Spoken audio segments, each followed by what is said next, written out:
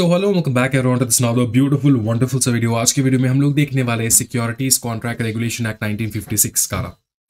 अब बहुत सारे बच्चे पूछेंगे सर ये जो स्कारा है ये कितने क्लासेस में कंप्लीट हो जाएगा। सर ये स्कारा जो है ये कंप्लीट करने में लगभग 2 से 3 क्लास जो है वो लगने वाला है 100%। ठीक है, लेकिन बहुत बहुत मजेदार एंड इंटरेस्टिंग होने वाला है, आपको सिर्फ देखना है आराम से बैठ के।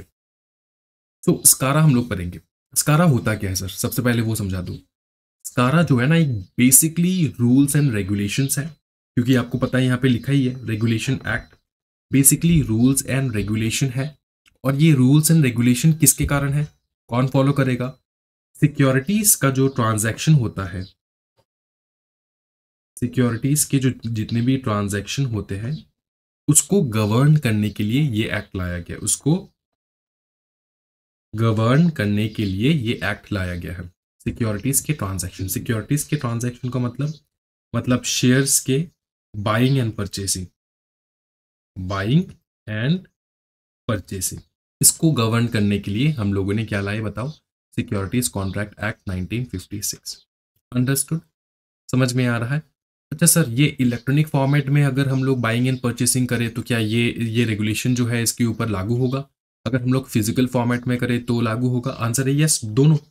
अगर आपका फिजिकल फॉर्मेट में है या फिर इलेक्ट्रॉनिक मोड में आप कर रहे हो शेयर्स का खरीदा बेची, ठीक है, मार्केट में कर रहे हो, आउटसाइड दी मार्केट में कर रहे हो, सबके ऊपर जो है ना तुमको लगने वाला है सिक्योरिटीज कॉन्ट्रैक्ट के रेगुलेशंस। तो आपको फॉलो करना है, सिक्योरिटीज कॉन्ट्रैक्ट के रेगुलेशंस को फॉलो करना है। बेसिकली जो सबसे इंपॉर्टेंट चीज यहाँ पे ये होता है कि जितने भी स्टॉक एक्सचेंजेस है ना, जितने भी क्या है बताओ, स्टॉक एक्सचेंजेस है, तो स्टॉक एक्सचेंज के ऊपर बहुत भारी रेगुलेशन बना के रखा है सिस्कारा ने। ठीक है, स्टॉक एक्सचेंज बेसिकली सबसे पहला तो ये कि स्टॉक एक्सचेंज का जन्म जो है ना वो स्कारा से होता है। क्यों? क्योंकि स्कारा जो है ना वो डिसाइड करता है कि स्टॉक एक्सचेंज जो है वो सही है कि नहीं, क्या हम लोग इसको ऑपरेट करने दे या ना दे, और अगर ऑपरेट करने दे रहे हैं तो किस हिसाब से वो ऑपरेट करेगा, क्या ध्यान में रखेगा, क्या ध्यान में नहीं रखेगा, ये सारा चीज जो है ना, क्या रूल्स एंड रेगुलेशंस फॉलो करेगा, वो सारा चीज जो है वो स्कारा देखता है। अंडरस्टूड? वो कौन देखता है बताओ भाई? स्कारा देखता है। समझ में आ रहा है? तो ट्रेडिंग, अगर आप ट्रेडिंग कर रहे हो सिक्योरिटीज का स्टॉक एक्सचेंज में, तो आपको लग जाएगा स्कारा का प्रोविजंस और उसको फॉलो करना होगा। अंडरस्टूड? अंडरस्टूड, क्या ये समझ में आ रहा है? अच्छा, तो ये क्या है बताओ? इनैक्टमेंट कब हुआ? 1956 को। Why SCRA? To regulate transactions in securities and prevent undesirable dealing. Undesirable dealing का मतलब क्या होता है? अनडिजायरेबल का मतलब क्या होता है? इस वर्ड का अर्थ क्या है? अनडिजायरेबल मतलब जो आप नहीं चाहते, जो नहीं होना चाहिए, अनडिजायरेबल। ठीक है, अनडिजायरेबल डीलिंग मतलब फ्रॉड वगैरह, किसी को धोखा दे देना, किसी को चीट कर लेना, ये होता है स्टॉक एक्सचेंज में। राइट, पहले बहुत ज्यादा होता था, अब तो इलेक्ट्रॉनिक फॉर्मेट में हो रहा है तो ज्यादा कुछ होता नहीं है, लेकिन फिर भी होता है। तो इसलिए, और जितना एडवांस होता जाएगा, मतलब जो लोग चीट करने का जितना जितना अलग अलग तरीके ढूंढते रहेंगे, वैसे वैसे रूल्स रेगुलेशंस चेंज होंगे, अमेंडमेंट्स आएंगे। जैसे ही मैं तुमको एक चीज समझाता हूँ, जैसे कि तुम अगर पढ़ रहे हो 1956 का स्कारा तुम पढ़ रहे हो, उससे पहले क्या था? उससे पहले कुछ था, तो 1956 से पहले कुछ था जिसके कारणवश वो प्रोवाइड नहीं कर रहा था सही से रूल्स एंड रेगुलेशन, इसलिए हम लोग ने नया रूल्स एंड रेगुलेशंस के लिए स्कारा एक्ट लाए। तो 1956 से पहले क्या था बताओ? सोगा था, सोगा। क्या? सोगा। सर सोगा मतलब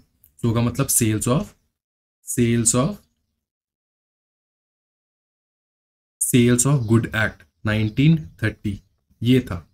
तो 1930 से लेकर 1956 तक जो है ना, ये सोगा ने रूल किया। मतलब सोगा में रूल्स एंड रेगुलेशन था जो फॉलो करना पड़ता था during the purchase and selling of securities. क्या ये समझ में आ रहा है? सिक्योरिटीज के ट्रांजैक्शन से रिलेटेड जितने भी रूल्स एंड रेगुलेशन थे वो सोगा में था। सोगा जो है वो ज्यादा कैपेबल नहीं था। जैसे जैसे दिन चेंज हो रहे थे, जैसे जैसे न्यू टेक्नोलॉजीज निकल रहे थे, वैसे वैसे अपने को रूल्स एंड रेगुलेशंस भी चेंज करना होगा, गवर्निंग लॉ भी चेंज करना होगा। इसलिए हम लोगों ने क्या किया बताओ? इसलिए हम लोगों ने चेंज कर दिया। हम लोग ने लाए सिक्योरिटी स्कारा, स्कारा SCRA, स्कारा, स्कारा एक्ट 1956 लाए। अब 1956 के बाद कोई नया एक्ट आया नहीं है। स्कारा के अंदर हम लोग टाइम टू टाइम अमेंडमेंट करते रहते हैं। अमेंडमेंट मतलब चेंजेस, कहीं पर भी तुमको न्यू रूल्स रेगुलेशंस दिखता है, लाना नेसेसरी है, तो वहां पे हम लोग चेंजेस करते रहते हैं। तो स्कारा अभी तक चल रहा है, 2025 तक तो चल ही रहा है। ठीक है, ये समझ में आ रहा है? ये समझ में आ रहा है कि स्कारा क्या है? हाँ जी, बेसिक मीनिंग समझ में आ चुका है। अब बहुत अच्छे से देखना, which are the areas where SCRA deals in, कौन से वो एरियाज है जहां पे स्कारा का डीलिंग आपको देखने को मिलेगा। सबसे पहले रिकग्नाइजेशन ऑफ स्टॉक एक्सचेंजेस, मतलब कौन से वो स्टॉक एक्सचेंजेस है जो ऑपरेट कर पाएंगे। दूसरा है डी रिकग्नाइजेशन, एक बार रिकग्नाइजेशन हो गया उसके बाद आपको लगता है कि यार स्टॉक एक्सचेंज जो है सही प्रकार से काम नहीं कर रहा है, स्कारा के हिसाब से काम नहीं कर रहा है, तो इसको डी रिकॉग्नाइज करना भी रूल्स एंड रेगुलेशन स्कारा के अंदर लिखा है। कॉर्पोरेटाइजेशन, कॉर्पोरेटाइजेशन के बारे में लिखा है, डीम्यूटलाइजेशन के बारे में लिखा है। ये जो कंसेप्ट है कॉर्पोरेटाइजेशन, डीम्यूटलाइजेशन, ये आपको आगे देखने को मिलेगा, ठीक है। ये इसके ऊपर बहुत बड़े बड़े टॉपिक्स है। नेक्स्ट आपको देखने को मिला लिस्टिंग ऑफ सिक्योरिटीज, कि सिक्योरिटीज को अगर लिस्ट करना है स्टॉक एक्सचेंज में क्या रूल्स एंड रेगुलेशंस है। एक बार लिस्ट कर दिए उसके बाद अपने को डी लिस्टिंग के बारे में भी जानना है कि डी लिस्ट कैसे करना है, ठीक है, उसके लिए क्या रूल्स एंड रेगुलेशंस है। फिर है prescribes the power of stock exchanges, stock exchange की पावर के बारे में बताता है। फिर सेबी के पावर के बारे में बताता है। फिर सेंट्रल गवर्नमेंट के पावर के बारे में बताता है कि इनका अलग अलग पावर है, यहाँ पे स्कारा के अंदर उनका अलग अलग पावर है, तो वो सारे पावर्स जो है ये यहाँ पे बताते हैं। अब जो रेगुलेशंस एंड रूल्स जो स्कारा के अंदर आए टाइम टू टाइम, वो क्या थे, वो ये था। लास्ट जो आया था वो है 2018 को, जिसको हम लोग कहते हैं stock exchange and clearing corporations के बारे में, ठीक है। इसके इसके रिगार्डिंग जो है रूल्स एंड रेगुलेशंस आया था। उसके पहले आया था 2005 में procedure for holding inquiry and imposing penalties. 2000 में आया था appeal to securities appellate tribunal. फिर 1957 में आया था सिक्योरिटीज कॉन्ट्रैक्ट रूल्स, ये तो डायरेक्ट आया था 1956 के बाद, सीधा एक साल बाद सिक्योरिटीज कॉन्ट्रैक्ट रूल्स उन लोगों ने लाए। तो ऐसे टाइम टू टाइम जो है ना न्यू रूल्स, न्यू रेगुलेशंस जो है वो लाएंगे जब जब उनको लगेगा कि हाँ ये नेसेसरी है। क्या ये समझ में आ रहा है? हिस्ट्री समझ में आ चुका है ना कि क्या क्या था पहले। सोगा था, उसके बाद आया क्या बताओ, स्कारा। सोगा के पहले क्या था? सोगा के पहले था Indian contract act. Indian contract act 1872 वो गवर्न करता था सिक्योरिटीज कॉन्ट्रैक्ट को। समझ में आ रहा है? उसके बाद आया सोगा, उसके बाद आया स्कारा। तो इससे पहले क्या था? सबसे पहले क्या था बताओ? सबसे पहले था इंडियन कॉन्ट्रैक्ट एक्ट, ठीक है, 1872। Indian contract act 1872। एक सेकेंड भाई मेरे, क्या होता है ना, अगर अच्छे से ना लिखा हो तो आपको समझ में नहीं आएगा। सबसे पहले क्या था बताओ? इंडियन कॉन्ट्रैक्ट एक्ट 1872, ठीक है। ये टाइमलाइन है, ये फर्स्ट सबसे पहले आया जो गवर्न करता था हमारे सिक्योरिटीज के ट्रांजैक्शन को, सिक्योरिटीज के कॉन्ट्रैक्ट को गवर्न करता था। उसके बाद ये कैपेबल नहीं था, उसके बाद हम लोगों ने लाए सोगा 1930, ठीक है। सोगा मतलब सेल ऑफ गुड्स एक्ट 1930, ये आया सेकंड नंबर पे। उसके बाद जब सोगा भी कैपेबल नहीं था, फिर हम लोग ने लाए 1956 का लेटेस्ट स्कारा 1956, ये थर्ड आया। अब फिलहाल तो हम लोग इसी को यूज कर रहे हैं, एंड इसमें जो कुछ भी नेसेसरी चेंजेस वगैरह चाहिए होता है वो सारा चेंजेस हम लोग कर रहे हैं। टाइम टू टाइम अमेंडमेंट्स जो है वो भी ला रहे हैं हम लोग। समझ में आ रहा है? अच्छा, इस एरिया में डील करता है ये आपको पता चल चुका है, शायद कोई दिक्कत वाली बात नहीं। हाँ, एरियास ये रहेगा, ये आपको याद रखना है। बेसिकली इन्हीं के ऊपर हम लोग देखने वाले पूरे चैप्टर में। अब सीधा हम लोग जाएंगे। अब हम लोग स्टार्ट करने वाले हैं from the securities contract regulation act 1956, इस जगह से, ठीक है। बहुत ब्यूटीफुली देखने वाले हम लोग, कोई दिक्कत नहीं आएगा। सबसे पहले तो हम लोग इसका इंट्रोडक्शन जो है वो हम लोग को पता है, हम लोग को इंट्रोडक्शन पता है, ऑब्जेक्टिव पता है हमें। सर इसका जो ऑब्जेक्टिव है वो है रेगुलेट करना सिक्योरिटीज़ को, सिक्योरिटीज़ के ट्रांजैक्शन को, एंड प्रिवेंट करना किसी प्रकार का अनडिज़ायरेबल डीलिंग्स। अनडिज़ायरेबल डीलिंग्स मतलब हाँ जी, फ्रॉड हो गया, किसी के साथ फ्रॉड अगर कर रहा है स्टॉक मार्केट, ठीक है, स्टॉक मार्केट के रेगुलेशंस के ऊपर, इनसाइडर ट्रेडिंग से लेकर सब कुछ, ठीक है, बहुत कुछ कॉन्सेप्ट्स है। ओके, ऑब्जेक्टिव तो हमें पता है, रेगुलेट करता है सिक्योरिटीज़ के ट्रांजैक्शंस को एंड प्रिवेंट करता है किसी भी प्रकार के अनडिज़ायरेबल डीलिंग्स जो सही नहीं है, उस प्रकार के डीलिंग्स को प्रिवेंट करता है। इनेक्टमेंट हुआ था 1956 को, ओवरसी करने के लिए स्टॉक एक्सचेंजेस एंड सिक्योरिटीज के बिजनेस को। ये पता है सर, कोई दिक्कत वाली बात नहीं। Came into effect on the year 1957 and फरवरी 20 से ये इफेक्टिवली काम करना चालू हो गया, इफेक्टिवली लागू हो गया था ऑल ओवर इंडिया। समझ में आ रहा है?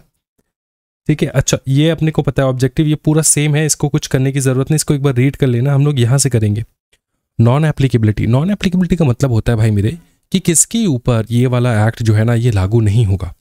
तो सेक्शन 28 जो है 28 of the SCRA securities contract regulation act 1956 ये क्या कहता है पता है? ये लागू नहीं होगा ऑन द गवर्नमेंट, गवर्नमेंट के ऊपर लागू नहीं होगा, रिजर्व बैंक ऑफ इंडिया के ऊपर लागू नहीं होगा, किसी भी प्रकार के लोकल अथॉरिटी जो कि गवर्नमेंट के कंट्रोल के अंदर है, गवर्नमेंट के अंदर जो लोकल अथॉरिटीज़ है उसके ऊपर लागू नहीं होगा। कोई भी कॉरपोरेशन जो सेटअप किया गया हो बाय एनी स्पेशल लॉ, मतलब पार्लियामेंट में पार्लियामेंट के द्वारा सेटअप किया गया किसी भी प्रकार के कॉरपोरेशंस को, उसके ऊपर स्कारा जो है वो लागू नहीं होता है। उसके बाद आता है आपका कन्वर्टेबल बॉन्ड्स। कन्वर्टेबल बॉन्ड्स जो है स्कारा का जो जितने भी रूल्स एंड रेगुलेशंस है वो कन्वर्टेबल बॉन्ड्स के ऊपर लागू नहीं होता है, शेयर वारंट्स के ऊपर लागू नहीं होता है, या फिर किसी प्रकार के ऑप्शंस एंड राइट्स जो एंटाइटल करता है किसी भी होल्डर को अक्वायर करने के लिए securities at a pre determined या फिर pre agreed price upon conversion. Conversion के बाद जो उसका प्राइस होगा वो पहले से हम लोग डिसाइड करते हैं। अच्छा एक चीज़ याद रखना, इसके अंदर ना एक केस लॉ आ जाता है, केस आता है हमारे सहारा OFCDs का। यह है सहारा OFCDs। सहारा OFCD ने क्या कहा पता है? उन्होंने इशू किया था ऑप्शनली फुल्ली कन्वर्टेबल डिवेंचर्स, उन लोगों ने इशू किया था। ठीक है, और सहारा कह रहा था कि सर हम लोगों ने तो optionally fully convertible debentures issue किया है और हम ये मानते हैं कि स्कारा हमारे ऊपर लागू नहीं होगा। तो जब जज साहब ने पूछा कि भैया बताओ क्यों लागू नहीं होगा, तो उन्होंने बताया कि हमारे जो ऑप्शनली फुल्ली कन्वर्टेबल डिवेंचर्स है ना, ऑप्शनली फुल्ली कन्वर्टेबल डिवेंचर्स है वो एक प्रकार के हाइब्रिड इंस्ट्रूमेंट है और वो कन्वर्टेबल बॉन्ड के अंदर आता है, कन्वर्टेबल बॉन्ड ही है वो। लेकिन सुप्रीम कोर्ट ने कहा कि नहीं भाई मेरे, कन्वर्टेबल बॉन्ड नहीं है। आप किसी भी इंस्ट्रूमेंट को, हाँ ये हाइब्रिड इंस्ट्रूमेंट है, लेकिन आप किसी भी इंस्ट्रूमेंट को सिक्योरिटीज जो है के डेफिनेशन से निकाल फेंक नहीं सकते। इसको हम लोग सिक्योरिटीज के डेफिनेशन में रखेंगे। अगर सिक्योरिटीज के डेफिनेशन में नहीं रखते तो क्या होता है कि इसके ऊपर स्कारा का कोई भी रूल लागू नहीं हो पाता। ठीक है, देखेंगे हम लोग यहाँ पे case analysis Sahara OFCDs optionally fully convertible debentures issue किया था, whether OFCDs issued by Sahara qualify as convertible bond और नॉट, क्या वो कन्वर्टेबल बॉन्ड है कि नहीं अंडर सेक्शन 28 जो हम लोगों ने यहाँ पे देखा है। तो सुप्रीम कोर्ट का रूलिंग आया। सुप्रीम कोर्ट ने क्या कहा पता है? सुप्रीम कोर्ट ने कहा कि even though OFCDs were claim to be hybrid instrument, claim तो जरूर था कि वो हाइब्रिड इंस्ट्रूमेंट है, they are classified as securities under SEBI regulation the companies act and SCRA. ठीक है, उनको सिक्योरिटीज के क्लासिफिकेशन में रखा गया। और सहारा का बहुत बुरा फ्रॉड जो है वो आपको पता चल ही चुका होगा। ठीक है, सहारा का बहुत बुरा एक फ्रॉड था जो हम लोग बाद में डिस्कस करेंगे, लेकिन अभी ये मैटर देखते हैं। Lack of specific definition for hybrid instruments in section 2H of the SCRA does not exclude them from being treated as securities. मतलब सहारा का ये कहना था कि ये जो आप लोगों ने हाइब्रिड इंस्ट्रूमेंट का डेफिनेशन लिख रखा है ना, स्कारा का जो एक्ट है उसके अंदर जो आप लोगों ने डेफिनेशन लिख रखा है हाइब्रिड इंस्ट्रूमेंट का, उसके अंदर आपने ऑप्शनली फुल्ली कन्वर्टेबल डिबेंचर्स जो है वो प्रॉपर तरीके से मेंशन नहीं किया है कि वो कन्वर्टेबल बॉन्ड्स नहीं है। इसलिए हम लोग कन्वर्टेबल बॉन्ड्स के अंदर डेफिनेशन में लेने के बारे में सोच रहे हैं ना, हम लोग क्लेम करें कि वो कन्वर्टेबल बॉन्ड है। सुप्रीम कोर्ट ने कहा नहीं है कन्वर्टेबल बॉन्ड, वो एक सिक्योरिटीज के हिसाब से हम लोग रखेंगे। सहारा's contention that OFCDs are convertible bonds exempt under 28B was rejected. The provision of SCR Act were held applicable on this instruments. इस बात का याद रखना। ये एक केस लॉ है जहाँ पे किसी ने क्लेम किया था, और किसी कौन है वो है सहारा। उन्होंने क्लेम किया था भाई मेरे हमारे जो ऑप्शनली फुल्ली कन्वर्टेबल डिबेंचर्स है, ऑप्शनली फुल्ली कन्वर्टेबल डिबेंचर्स है वो एक प्रकार के कन्वर्टेबल बॉन्ड है जो सुप्रीम कोर्ट ने मना कर दिया, बोला कि नहीं है और आपके ऊपर स्कारा लागू होगा। ठीक है, अच्छा सेंट्रल गवर्नमेंट के कुछ पावर से अंडर सेक्शन 28 वो स्पेसिफाई कर सकता है किसी भी क्लास ऑफ कॉन्ट्रैक्ट को, किसी भी क्लास ऑफ कॉन्ट्रैक्ट को स्पेसिफाई कर सकती है भैया कि ये जो है ना, ये स्कारा के डेफिनेशन के बाहर रखो इसको। किसी भी, देखो नॉर्मली क्या है, स्कारा जो है ये किसके ऊपर लागू होता है, ये जो SCRA है ये किसके ऊपर लागू होता है, कॉन्ट्रैक्ट्स के ऊपर। Contracts relating to what, relating to securities. तो सेंट्रल गवर्नमेंट का CG का एक पावर है, जो पावर यूज कर सकता है CG एंड कह सकता है कि किसी भी पर्टिकुलर, CG को जो सही लगे किसी भी पर्टिकुलर क्लास ऑफ कॉन्ट्रैक्ट्स को वो लोग मना कर सकते, कह सकते कि ये वाला जो है ये इसको एग्जेम्प्ट कर दो फ्रॉम स्कारा, स्कारा का रूल्स जो है उसके ऊपर लागू ना करो।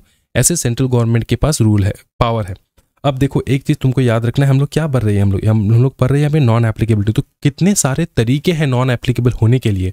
एक तो सेक्शन 28 का तरीका है जो आपको पता है, यहाँ पे मैंने मेंशन कर रखा है सेक्शन 28। और एक तरीका क्या है कि सेंट्रल गवर्नमेंट के पास एक स्पेशल पावर है। तो दोनों याद रखना है, दोनों तुमको भूलना नहीं है। सेंट्रल गवर्नमेंट अगर चाहे तो किसी भी क्लास ऑफ कॉन्ट्रैक्ट्स को एग्जेम्प्ट कर सकते हैं। क्या ये समझ में आ रहा है?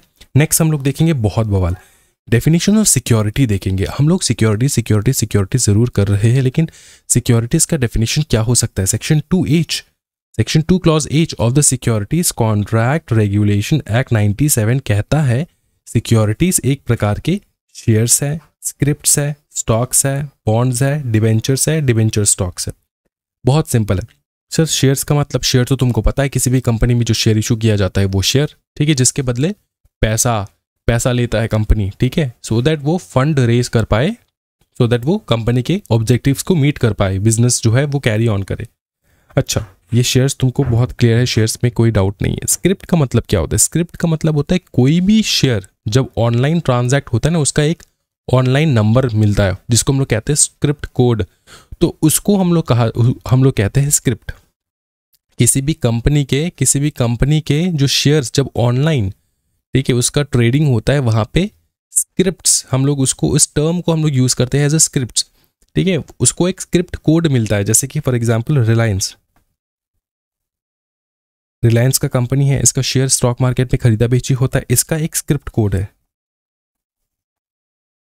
तो इसका मतलब क्या होता है कि अब कभी भी रिलायंस से रिलेटेड कोई भी इंफॉर्मेशन आपको निकालना है, तो अगर सिर्फ वो कोड आपके पास हो जाए, उस कोड से माध्यम से आप रिलायंस के सारे इंफॉर्मेशन को निकाल पाओगे, क्योंकि वो कोड आइडेंटिफाई करता है उस प्रकार के स्टॉक को, उस प्रकार के शेयर को। समझ में आ रहा है? हाँ जी। रिलायंस का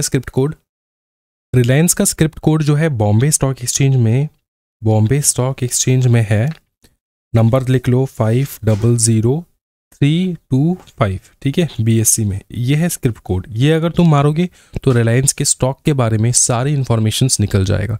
अब जो नेक्स्ट है वो है स्टॉक एंड शेयर्स में डिफरेंस क्या है सर दोनों सेम है sir, stock market share market नहीं। देखो इसमें डिफरेंस है, मैं तुमको समझाता हूँ, यहाँ पे समझा देता हूँ। देखो क्या होता है कि एक होता है शेयर्स, एक होता है स्टॉक। शेयर्स जो होता है ना, वो एक सिंगल शेयर को हम लोग शेयर्स कहते हैं। स्टॉक जो है ना, वो क्या है बताओ? Bundle of shares bundle of shares को कहा जाता है स्टॉक। मतलब यही शेयर्स जब आप 1 2 3 4 5 6 7 8 ऐसे करके बंडल में रखोगे, उसको कहा जाता है स्टॉक, ठीक है। और एक पर्टिकुलर इंडिविजुअल शेयर को कहा जाता है शेयर। शेयर का प्राइस जो स्टॉक मार्केट में उस दिन पे ट्रेड हो रहा है वही होगा शेयर का प्राइस। XYZ जो कुछ भी प्राइस होगा, हो सकता है उस डेट पे जो भी शेयर, उस शेयर का प्राइस है वह होगा शेयर का वैल्यू। इस शेयर का वैल्यू वही वैल्यू होगा जो उस दिन पे स्टॉक एक्सचेंज पे उसका ट्रेडिंग हो रहा है, ठीक है। वो वैल्यू रहेगा तुम्हारे शेयर का प्राइस, शेयर का वैल्यू। लेकिन स्टॉक का जो वैल्यू होता है ना, वो नंबर ऑफ, सबसे पहले स्टॉक में नंबर ऑफ शेयर्स कितने हैं पकड़ लो, 10 है, तो 10 इंटू तब जाके उसके बाद जो ईच शेयर का जो वैल्यू है, ईच शेयर का जो वैल्यू है उसको अगर मल्टीप्लाई कर दोगे तब जाके निकलेगा XYZ, वो निकलेगा बंडल का, मतलब बंडल ऑफ शेयर्स का जो वैल्यू निकलेगा वो होगा स्टॉक का वैल्यू। क्या ये समझ में आ रहा है? तो सिंपल चीज है, जैसे कि शेयर हो सकता है एक नोट 10 रुपीस नोट, और स्टॉक हो सकता है 10 रुपीस नोट का बंडल इंटू 10। क्या है समझ में आ रहा है? तो शेयर्स एक है, स्टॉक मतलब बंडल ऑफ शेयर्स। क्या ये समझ में आ रहा है? यही डिफरेंस है तुम्हारे शेयर्स एंड स्टॉक का। Bonds and debentures, bonds and debentures में बहुत बड़े डिफरेंसेस है। नॉर्मली अगर मैं तुमको बताऊं बॉन्ड्स एंड डिबेंचर्स के बारे में, तो ये है कि जो बॉन्ड होता है ना, देखो मैं यहाँ पे लिखवा देता हूँ, कोई टेंशन वाली बात नहीं है, आराम से देखेंगे हम लोग। देखो जो बॉन्ड होता है, बॉन्ड एंड डिबेंचर्स, क्या बेसिक डिफरेंस है? बेसिक डिफरेंस समझेंगे सबसे पहले। देखो बॉन्ड में क्या होता है ना, ये एक प्रकार का क्या है बताओ, ये एक प्रकार का लोन है, ये भी एक प्रकार का लोन है। ये जो लोन है ना, ये जनरली अनसिक्योर्ड लोन्स है, अनसिक्योर्ड, और ये होता है सिक्योर्ड। मतलब अगर तुमने बॉन्ड खरीदा, तुमने परचेज किया, तुमने एक बॉन्ड परचेज किया, ठीक है, एक बॉन्ड परचेज किया, मतलब क्या होता है कि इसके बदले, बॉन्ड के बदले तुमने पैसा दिया, बॉन्ड के बदले तुमने क्या दिया? पैसा दिया। अब अगर वो वैल्यू, जो पैसा तुमने दिया, ठीक है, वो बॉन्ड जो है, वो कंपनी जो है वो डूब जाए, वो डूब जाए, तो जो पैसा तुमने इन्वेस्ट किया बॉन्ड के अगेंस्ट में दिया, ठीक है, वो पैसा तुम रिकवर कर सकते हो, क्योंकि बॉन्ड के पीछे किसी प्रकार के एसेट्स होंगे, ठीक है, जो इस बॉन्ड को बैक कर रहा है, क्योंकि ये सिक्योर्ड रहता है। ठीक, कंपनी डूब जाए तो वो एसेट बेच के तुमको तुम्हारे पैसा जो है वो रिटर्न कर देगा। ये भी एक लोन है, वो भी एक लोन है, लेकिन डिबेंचर इसमें ऐसा नहीं है। डिबेंचर जो क्या है, तुम कंपनी के ऊपर ट्रस्ट करके देते हो पैसा, कंपनी के ऊपर तुम ट्रस्ट करते हो कि हाँ कंपनी बहुत अच्छा कंपनी है, बहुत बढ़िया कंपनी है, मैं ट्रस्ट करता हूँ कंपनी को, उसको तुम पैसा देते हो। क्या समझ में आ रहा है? बॉन्ड के पीछे जो है एक सिक्योरिटी रहता है, उसको सिक्योर करने के लिए। डिवेंचर के पीछे कोई सिक्योरिटी नहीं रहता। नॉर्मली बॉन्ड जो है ये गवर्नमेंट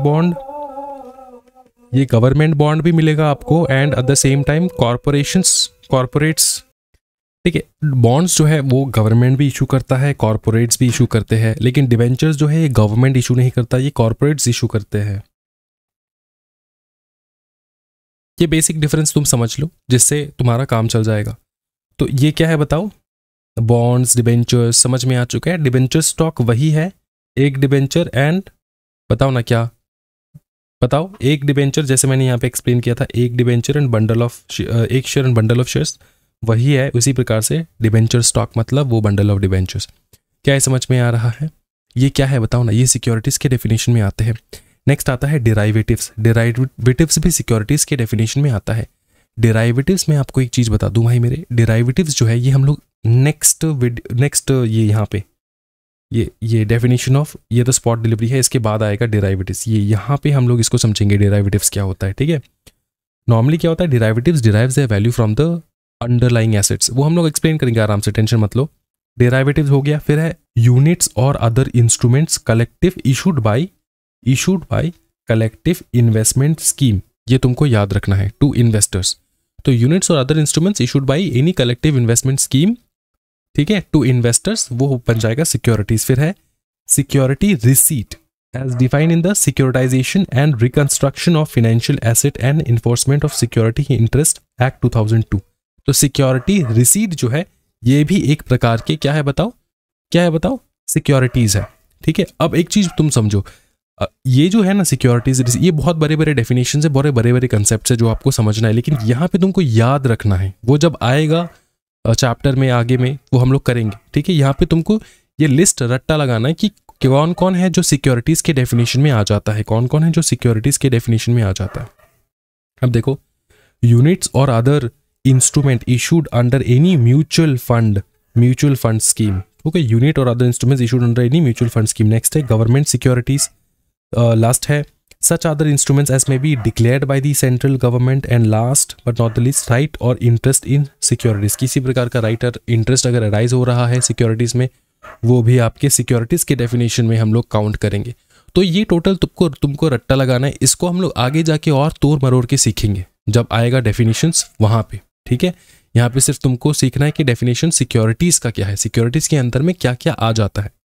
नेक्स्ट हम लोग देखेंगे हाइब्रिड इंस्ट्रूमेंट। अब जो मैंने तुमको समझाया था कि हाइब्रिड इंस्ट्रूमेंट ऊपर में हम लोगों ने देखा था सहारा के केस, वही है। हाइब्रिड इंस्ट्रूमेंट का मतलब क्या होता है? Even though the definition does not explicitly mention hybrid instruments, they are considered securities if they have characteristics of more than one type of security such as partly convertible debenture. इसका मतलब ये होता है कि हाइब्रिड इंस्ट्रूमेंट का मतलब क्या होता है कि थोड़ा convertible debenture, partly convertible debentures. Partly convertible debentures का मतलब क्या होता है, देखो कंपनीज, ये अकाउंट्स में आप लोग समझोगे, कंपनीज जब डिबेंचर इशू करते हैं ना,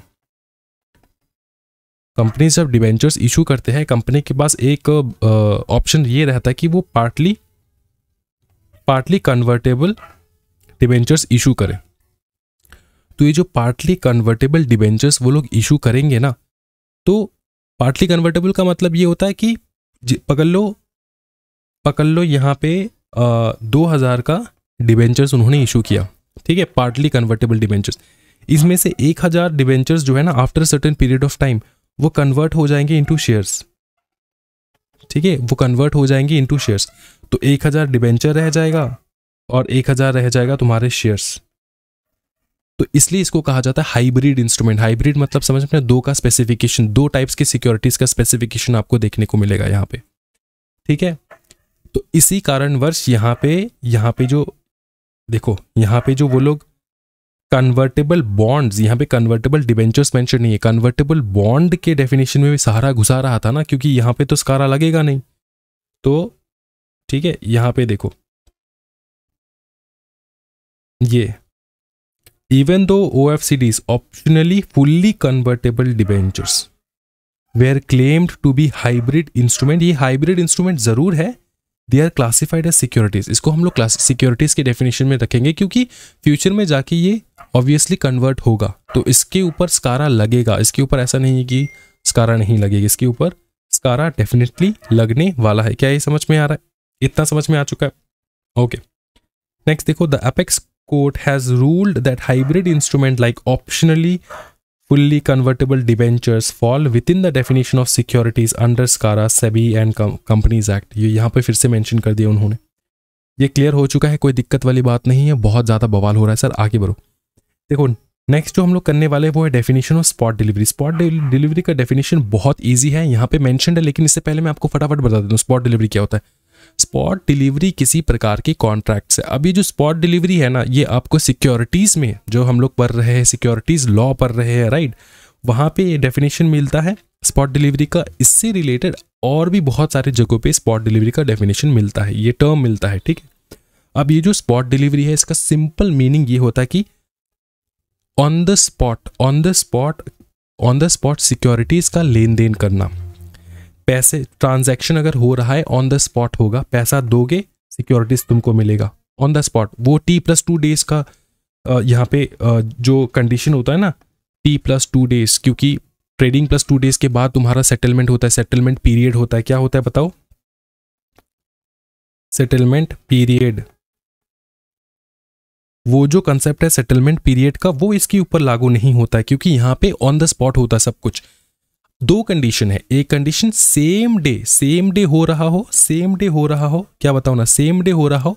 दूसरा कंडीशन ये हो सकता है कि एक दिन लेट भी हो सकता है, क्योंकि पकड़ लो जो बायर है या फिर जो सेलर है वो सेम सिटी में नहीं है, तो वो एक दिन एक्स्ट्रा लग सकता है। लेकिन T+2 डेज का जो सेटलमेंट पीरियड है वो नहीं लगेगा, ये ऑन द स्पॉट जल्दी होता है ये। देखो definition of spot delivery contract. A spot delivery contract refers to a contract that provides for actual delivery of securities and payment of the price। Actually delivery होता है securities का and price का payment भी होता है। Either on the same day होता है या फिर next day भी होता है। Next day इसलिए क्योंकि टाइम लग जाता है ना डिस्पैच करने के लिए, ठीक है। If parties do not reside in the same town में parties reside नहीं कर रहा है तो next day लग सकता है, ठीक है। तो ये इसलिए इसको हम लोग कहते हैं स्पॉट डिलीवरी। या तो सेम डे में हो जाता है सब कुछ, या तो आपका एक दिन टाइम भी लगता है, नेक्स्ट डे होता है, ठीक है। Transfer of securities by depository from one beneficial owner account to another when dealt with through a depository. अगर किसी भी डिपॉजिटरी से, अच्छा डिपॉजिटरी का कंसेप्ट आपको बाद में पढ़ने को मिलेगा, ठीक है। डिपॉजिटरी का कंसेप्ट आपको बाद में पढ़ने को मिलेगा, बहुत ब्यूटीफुल कंसेप्ट है, समझाऊंगा मैं आपको, टेंशन वाली बात नहीं है। डिपॉजिटरीज यहाँ पे तुम ये समझ लो, डिपॉजिटरीज क्या है? डिपॉजिटरीज एक प्रकार के इंस्टीट्यूशन है। क्या बताओ? एक प्रकार की इंस्टीट्यूशन है जो होल्ड करता है शेयर्स, स्टॉक इलेक्ट्रॉनिक फॉर्म में। इलेक्ट्रॉनिक फॉर्म में ये होल्ड करता है, मतलब अपने पास रखता है इलेक्ट्रॉनिक फॉर्मेट में, इलेक्ट्रॉनिक फॉर्म में वो रखता है, ठीक है। और यहां पे यही कहा जा रहा है कि अगर डिपॉजिटरीज यहां पर है, अगर डिपॉजिटरीज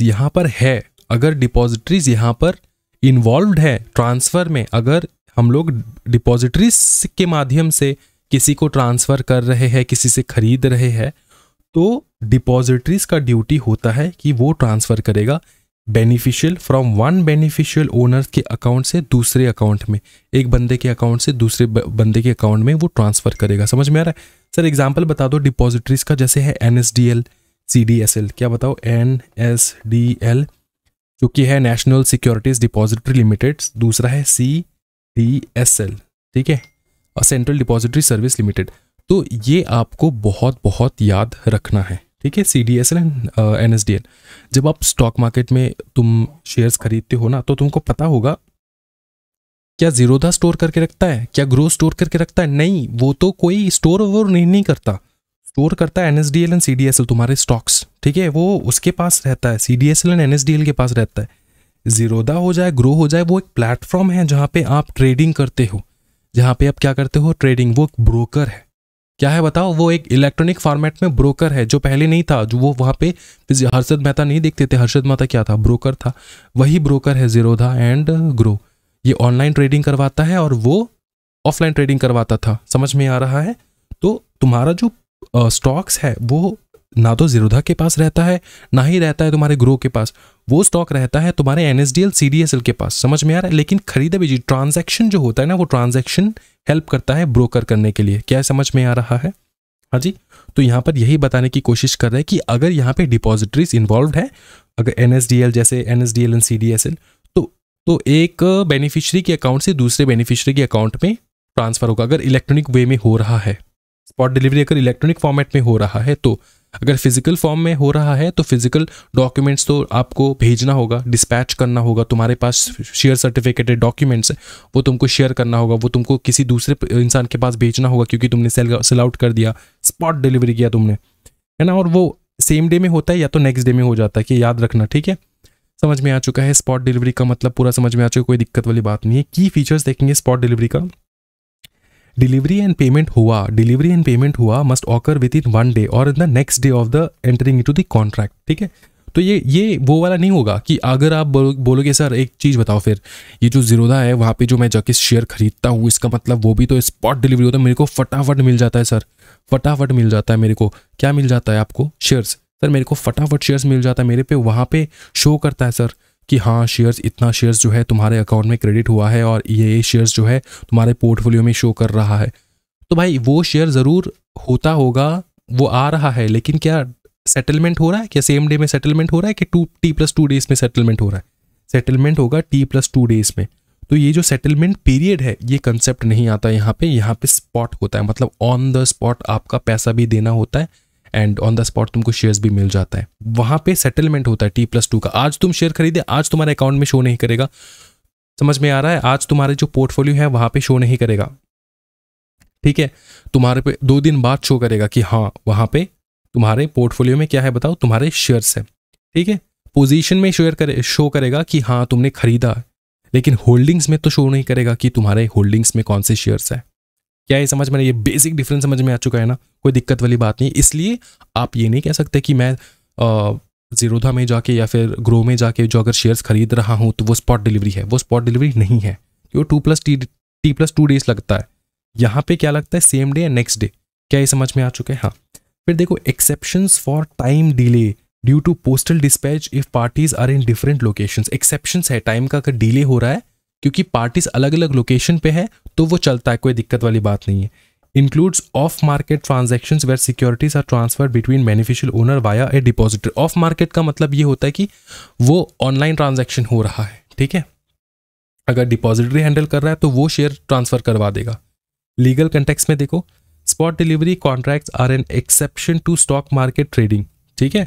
स्टॉक मार्केट में जो ट्रेडिंग होता है वो वाला यहाँ पे नहीं है, ये अलग मैकेनिज्म है। स्टॉक मार्केट ट्रेडिंग मैकेनिज्म अलग है और स्पॉट डिलीवरी मैकेनिज्म अलग है। And are exempt from certain restrictions under section 13 of SCARA। Rolling settlements in India align with spot delivery principles ensuring timely delivery and payment. तो वही delivery and payment on time हो जाना चाहिए। अच्छा, rolling settlements का मतलब, rolling settlements का मतलब ये होता है जो नॉर्मल सेटलमेंट नहीं होता है, T+1 डे, T+2 डे, ठीक है, ये जो रोल आउट होता है ना, इसी को कहा जा रहा है यहाँ पे रोलिंग सेटलमेंट सिस्टम। एक प्रकार के सिस्टम है जो यूज़ किया जाता है फिनेंशियल मार्केट में सेटल करने के लिए, ट्रेड सेटल करने के लिए ऑन ए कंटिन्यूस बेसिस, और कंटिन्यूस बेसिस पे होता रहता है। अब वो डिपेंड करता है डेट के ऊपर, कौन से डेट में क्या खरीदा आपने, ठीक है। अच्छा, ये समझ में आ चुका है, कोई दिक्कत वाली बात नहीं है। तुम्हारा स्पॉट डिलीवरी क्लियर हो चुका है, स्पॉट डिलीवरी पे कोई दिक्कत नहीं है। नेक्स्ट जो डेफिनेशन है वो डिराइवेटिव्स। डिराइवेटिव्स का मतलब बहुत सिंपल है। डिराइवेटिव्स जो है ना, वो अपने आप में कोई वैल्यू नहीं है उसका। डिराइवेटिव्स के अपने आप में, डिराइवेटिव्स भी एक प्रकार की सिक्योरिटी है जिसका अपने आप में कोई वैल्यू नहीं होता है। वो अपना वैल्यू डिराइव करता है, उसके नीचे जो दिए गए एसेट्स है उससे वो अपना वैल्यू डिराइव करता है। देखो एक बार यहाँ पे देखेंगे, a derivative is a financial instrument whose value is derived from an underlying asset such as debt instrument, shares, loan or commodities or any other type declared by the government।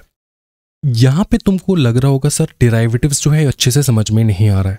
डिराइवेटिव्स का video मैं अभी इस video के साथ attach करने वाला हूँ। अब स्टार्ट होगा डिराइवेटिव का डेफिनेशन, ज़्यादा टाइम नहीं लगेगा। डिराइवेटिव समझने में बहुत ही ईजी कंसेप्ट है, 15 मिनट्स में तुम्हारा पूरा डिराइवेटिव्स का कंसेप्ट समझ में आ जाएगा।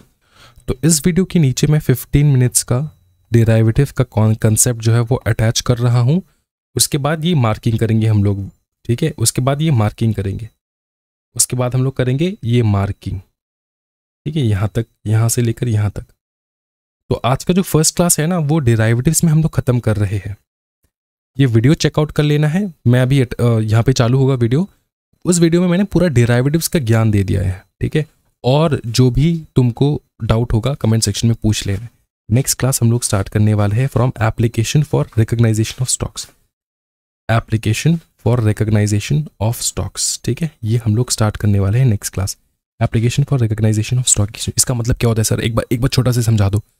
बहुत ईजी है, देखो कोई भी स्टॉक एक्सचेंज है ना, कोई भी स्टॉक एक्सचेंज है जैसे कि Bombay stock exchange, national stock exchange, वो स्टॉक एक्सचेंज ऑपरेट करने से पहले परमिशन लेंगे। किसका परमिशन लेंगे सर? उसका परमिशन लिया जाता है सेबी का, फिर तुम्हारा सेंट्रल गवर्नमेंट का, इनका परमिशन। ये दो मेजर बॉडी है जिनका परमिशन लिया जाता है अप्लाई करने से पहले। तो सेक्शन 3 डील करता है एप्लीकेशन के साथ कि क्या कैसे आप अप्लाई करोगे। अगर आपको स्टॉक एक्सचेंज खोलना है जैसे Bombay stock exchange, national stock exchange, तो कैसे आप अप्लाई करोगे। दूसरा है कि सेक्शन 4 कहता है ग्रांट ऑफ रिकॉग्नाइजेशन, कि कैसे कौन से कंडीशंस में आपको रिकॉग्नाइज किया जाता है। लास्ट 5 है कि अगर आपने कोई रूल्स एंड रेगुलेशन तोड़ दिया तो आपका रिकॉग्नाइजेशन विड्रॉ कैसे करेगा, ठीक है। सेंट्रल गवर्नमेंट सेबी विड्रॉ कैसे होगा, ये हम लोग पढ़ने वाले, ये होगा नेक्स्ट क्लास। तो आज के वीडियो में इतना ही रखते हैं। Do like and subscribe to the channel. आज के वीडियो में इतना ही भाई मेरे। Thank you so much everyone, happy learning guys, bye, take care, जय हिंद। डेरिवेटिव्स होता क्या है समझ लीजिए एक बहुत अच्छी तरीके से। डेरिवेटिव्स होता क्या, नाम कह रहा है यार, derivatives, derivatives, deriving its value, deriving its value, deriving its value, ठीक है, डिराइविंग इट्स वैल्यू। डिराइवेटिव्स मतलब deriving its value from an underlying assets, underlying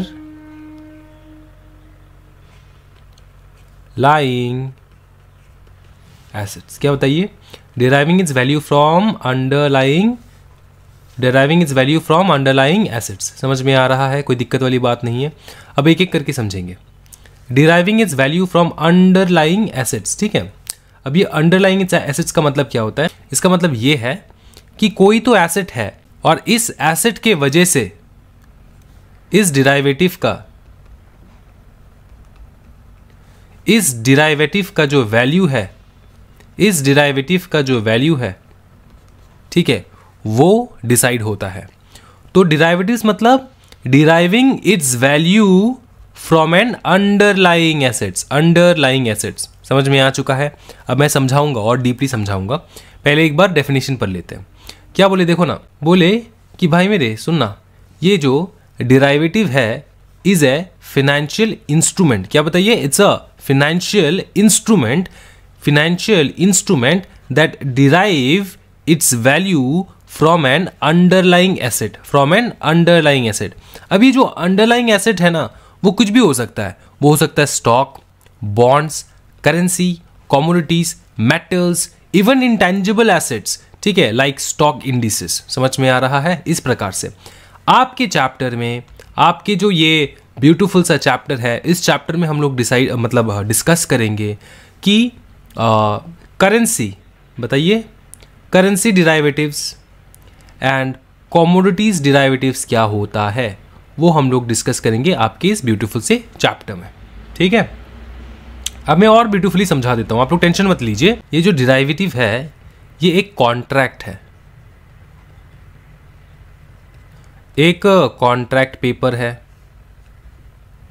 अब पेपर है मतलब इसका मतलब ये नहीं कि ये फिजिकल फॉर्म में ही हो, इलेक्ट्रॉनिक फॉर्म में भी हो सकता है। ये कॉन्ट्रैक्ट है, समझ में आ रहा है। डिराइवेटिव एक कॉन्ट्रैक्ट है। क्या है बताइए, कॉन्ट्रैक्ट है जिसका वैल्यू जो है वो डिपेंडेंट है, is dependent on an underlying asset, on an underlying asset. For example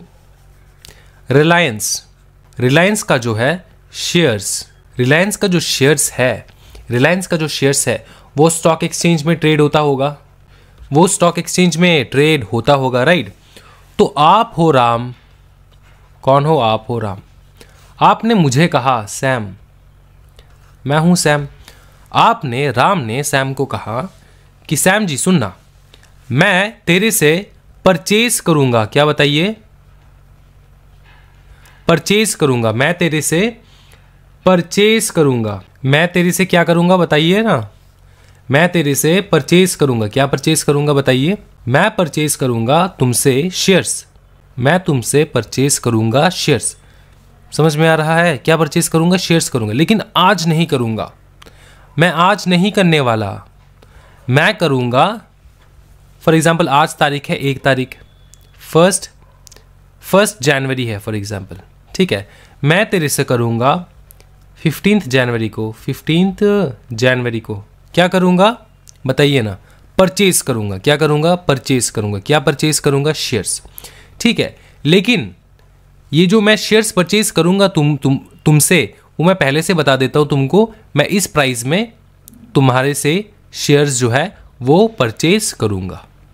मैं इस प्राइस में तुम्हारा शेयर जो है वो परचेज करूंगा, ठीक है। फॉर एग्जाम्पल रिलायंस का जो प्रेजेंट मार्केट में प्राइस है, प्रेजेंट मार्केट में जो प्राइस चल रहा है वो फॉर एग्जाम्पल है 180 रुपीज़, ठीक है, पर शेयर, ठीक है। अब राम ने कहा सैम को कि भाई सुनना, मैं परचेज करूंगा तुमसे शेयर्स इस रेट पे परचेज करूंगा। कम से कम क्वांटिटी है 100 शेयर्स मैं तुमसे खरीदूंगा एट अ रेट ऑफ ₹199 और प्रेजेंट मार्केट वैल्यू जो है वो है 180 रुपीज़। प्रेजेंट मार्केट वैल्यू है 180 रुपीज़, मैं परचेज करूंगा 199 में। अब सैम ने भी कह दिया कि ठीक है। अब ये कहेंगे कैसे, ठीक है जो कह दिया वो कह दिया, सिर्फ नहीं, वो कॉन्ट्रैक्ट करेंगे ना हम लोग। क्या करेंगे बताइए, कॉन्ट्रैक्ट। यह है डिराइवेटिव कॉन्ट्रैक्ट, यह है बताइए ना डिराइवेटिव कॉन्ट्रैक्ट। अब समझना एक चीज, ये डिराइवेटिव कॉन्ट्रैक्ट है क्यों। इस कॉन्ट्रैक्ट का वैल्यू क्या है बताइए फटाफट। तो इस कॉन्ट्रैक्ट का वैल्यू जो है वो क्या है बताइए ना, 199। इसका वैल्यू क्या है बताइए, 199। अभी जो 199 का वैल्यू है इस कॉन्ट्रैक्ट का, वो कहाँ से आया है, वो आया है एक अंडरलाइंग एसेट, मतलब जो नीचे इसका एसेट है उस एसेट से आया है। ये एसेट क्या है बताइए ना, रिलायंस का शेयर्स। क्या इस कॉन्ट्रैक्ट का खुद का कुछ वैल्यू है? नहीं, इस कॉन्ट्रैक्ट का खुद का अपना कुछ वैल्यू नहीं है। इसका वैल्यू डिराइव होता है फ्रॉम एन अंडरलाइंग एसेट, जो एसेट कहा जाता है रिलायंस का शेयर। समझ में आ रहा है ना। तो रिलायंस का जो शेयर है, उसका जो वैल्यू है वही equals to the derivative contract है। समझ में आ रहा ना, ये जो कॉन्ट्रैक्ट हम लोग कर रहे हैं, समझ में आ चुका है। तो इसका जो वैल्यू है वो डिराइव हुआ है फ्रॉम दी रिलायंस का शेयर्स। तो रिलायंस का शेयर्स का जो वैल्यू होगा वही ना वैल्यू इस कॉन्ट्रैक्ट का होगा। समझ में आ रहा है? अब बहुत सारे बच्चों के दिमाग में एक क्वेश्चन आएगा कि सर ऐसा करके हम लोग कॉन्ट्रैक्ट करेंगे क्यों, ये डिराइवेटिव कॉन्ट्रैक्ट हम लोग करेंगे क्यों, करना ही क्यों है ये डिराइवेटिव कॉन्ट्रैक्ट। तो आपको समझना होगा यहाँ पे जो है ट्रेड हो रहा है किस प्रकार से, देखिए समझिए। अगर रिलायंस का शेयर जो है वो 15 तारीख को फॉर एग्जाम्पल 250 हो जाए, ₹250 हो जाए अगर रिलायंस का शेयर 15 तारीख को, तो प्रॉफिट किसको होने वाला है बताइए ना? प्रॉफिट होगा राम को और लॉस किसको होगा? सैम को। समझ में आ रहा है? तो दोनों जो पार्टी जो इन्वॉल्व हैं यहाँ पर, दोनों सोच समझ करके इसमें इन्वॉल्व होंगे। ये जो बायर है और ये जो सेलर है, दोनों जो पार्टी है वो दोनों सोच समझ करके ही जो है इसमें इन्वॉल्व रहेंगे। समझ में आ रहा है? कोई दिक्कत वाली बात नहीं है, समझ चुके सर, बहुत ईजी वाला चीज़ है। कोई भी कॉन्ट्रैक्ट, कोई भी बताइए ना कॉन्ट्रैक्ट जिसका वैल्यू डिराइव किया गया है, बताइए ना फ्रॉम अंडरलाइंग एसेट, उसको कहा जाता है डेराइवेटिव कॉन्ट्रैक्ट। समझ में आ चुका है? कोई दिक्कत वाली बात नहीं है, बहुत ईजी है। डिराइवेटिव का मतलब समझ चुके हम लोग। डिराइवेटिव का मतलब यही है कि एन इंस्ट्रूमेंट मतलब वो document that derives it's value from N underlying asset, समझ में आ चुका है? अब वो क्या हो सकता है? स्टॉक्स हो सकता है, देखो स्टॉक्स हो सकता है, डिबेंचर्स हो सकता है, बॉन्ड्स हो सकता है, करेंसी हो सकता है, कॉमोडिटी हो सकता है। क्या क्या हो सकता है बताइए ना? करेंसी हो सकता है, कॉमोडिटीज हो सकता है, मेटल हो सकता है, even intangible assets like stock indices. ठीक है, तो ये सारे हो सकते हैं। लेकिन हमारे सिलेबस में जितना है वो हम लोग कॉन्सेंट्रेट करेंगे। अपने सिलेबस में सिर्फ 2 जो है उसके बारे में एक्सप्लेनेशन देकर रखे हैं, हम लोग उसके बारे में समझ लेंगे, करेंसी एंड कॉमोडिटीज। ठीक है, तो अगला जो टॉपिक होगा वो होगा ये जो अंडरलाइंग एसेट है, करेंसी एक अंडरलाइंग एसेट है, वो क्या होता है। कॉमोडिटी भी एक अंडरलाइंग एसेट है, वो क्या होता है। जैसे ये 2 हम लोग खत्म कर ले, उसके बाद हम लोग समझेंगे कि डेरिवेटिव्स के कितने टाइप्स होते हैं। डेरिवेटिव्स के लगभग बहुत सारे टाइप्स होते हैं। पॉपुलर टाइप्स है future, option, swap, caps, floor, collars etcetera. ठीक है, अब इनमें से अपने सिलेबस में है फ्यूचर एंड ऑप्शन, तो ये 2 जो है ये अपना, इसके बाद जो है टाइप्स ऑफ डेरिवेटिव्स देखेंगे जो कि होगा फ्यूचर एंड ऑप्शन का। डेरिवेटिव्स का मतलब पूरा क्लियर हो चुका है, कोई दिक्कत वाली बात नहीं, बहुत ईजी है सर, क्या बात कर रहे हो आप। चलिए आगे बढ़ते हैं फिर। डेरिवेटिव्स का फटाफट हम लोग यहाँ से जो है वो मार्किंग करवा दूंगा मैं, आप लोग फटाफट कर लो। सबसे इंपॉर्टेंट चीज़ है डेरिवेटिव का यही है, अगर आप ये याद कर लोगे तब भी बहुत है। ठीक है, क्या याद करना है? A derivative is a financial instrument that derives its value from an underlying asset. This underlying asset can be stocks, bonds, currency, commodities, metal and even intangible assets like stock indices. ठीक है, उसके बाद अपने जो securities contract regulation है उसमें derivatives के बारे में बहुत कुछ बातें बताया गया है, वो भी हम लोग देख लेंगे। बोले कि derivative includes a security derived from a security, बताओ ना, a security derived from a debt instrument. वो डेट इंस्ट्रूमेंट भी हो सकता है, क्योंकि यहाँ पर क्या क्या बताइए ना, स्टॉक्स, बॉन्ड, समझ में आ चुका है, स्टॉक्स, बॉन्ड। ठीक है, तो डेट इंस्ट्रूमेंट भी हो सकता है। डेट इंस्ट्रूमेंट, शेयर, लोन, देखो शेयर क्या बताइए, शेयर, लोन। ठीक है, वेदर सिक्योर्ड और अनसिक्योर्ड, रिस्क इंस्ट्रूमेंट और कॉन्ट्रैक्ट फॉर डिफरेंसेस और any other form of security. ठीक है, नेक्स्ट बताए कि a contract which derive its value from the prices और indices of prices of underlying securities, ये तो पता ही है।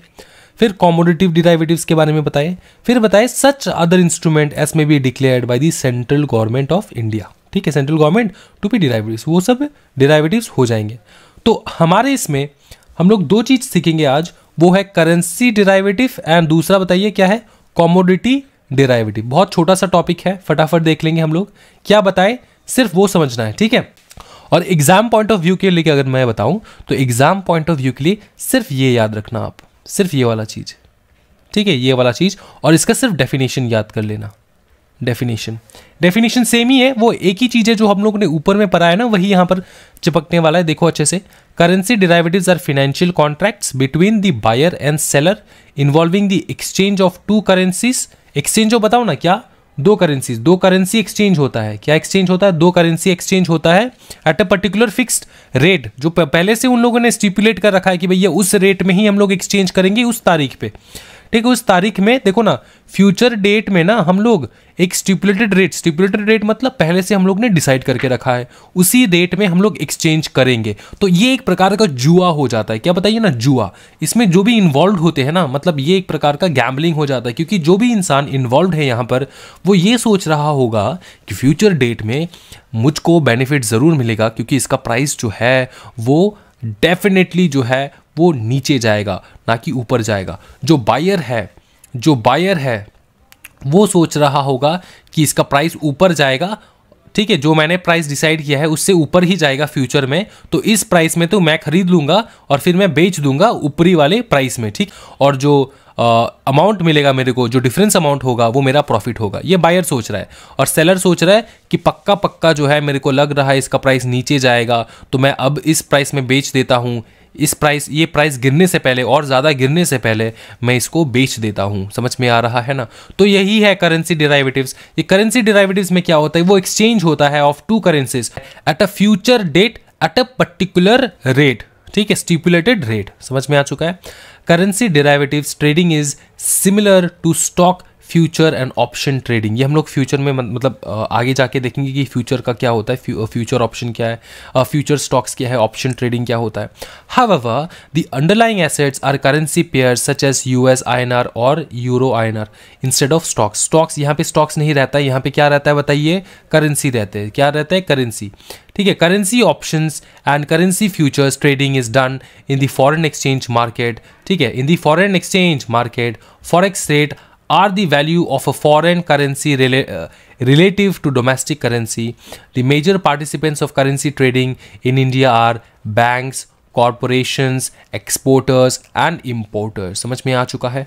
जिंदगी में कभी भी डाउट मत रखना, क्योंकि एक बार आपने डेराइवेटिव का अगर मीनिंग समझ लिया, फिर इसके सामने जो भी लगाते जाओ वो सेम रहेगा, कंसेप्ट सेम ही रहेगा, कंसेप्ट में कोई डिफरेंस नहीं है। यहाँ पे सिर्फ अंडरलाइंग एसेट चेंज हो जाएगा। जैसे यहाँ पे अंडरलाइंग एसेट्स, पहले मैंने जो एग्जांपल बताया उसमें अंडरलाइंग एसेट्स था रिलायंस का शेयर, इसमें अंडरलाइंग एसेट होगा करेंसी, ठीक है। उसके बाद जो है अंडरलाइंग एसेट होगा कमोडिटी। अब कमोडिटी में बहुत कुछ आता है, ठीक है। कमोडिटी में क्या क्या आता है सर? कमोडिटी में आता है oil, gas, metal, agricultural produce, minerals, ठीक है, ये सारे। तो एक बार हम लोग डेफिनेशन देख लेंगे फटाफट। बोले commodity derivatives are financial instruments whose value is based on underlying commodities obviously such as. अब ये जो कमोडिटी डेरिवेटिव है ये क्या है बताइए? ये कमोडिटी डेरिवेटिव एक पेपर है भाई, ये पेपर है एक, और इस पेपर का जो प्राइस है मतलब एक्चुअल वैल्यू है वो डिपेंड करता है अंडरलाइंग कमोडिटीज के ऊपर। अब वो कमोडिटीज क्या हो सकता है? Oil, gas, metal, agricultural products, minerals, ठीक है। Other assets such as emission trading, credit, free trades, ठीक है। उसके बाद even the weather can also be an underlying commodity derivatives. समझ में आ रहा है? कोई दिक्कत वाली बात नहीं है। वेदर कंडीशन के ऊपर भी डिपेंड करता है, ठीक है, बहुत कुछ है। अब डेरिवेटिव एक पेपर है और कमोडिटीज एंड करेंसीज उसका अंडरलाइंग एसेट है। समझ में आ चुका है? बेनिफिट्स क्या है करेंसी ट्रेडिंग का बताइए? करेंसी डेरिवेटिव्स का बेनिफिट्स क्या है? Diversification of investment, easy investment in currencies, hedging opportunity to import and exporters, trading opportunity due to volatility in currency, exchange traded and hence systematically regulated, उसके बाद provides transparent rates। अब commodity derivatives के बारे में भी हम लोग ने समझ चुके कि कमोडिटी डेरिवेटिव्स क्या होता है। ये डेफिनेशन आपको लिख लेना है एग्जामिनेशन में।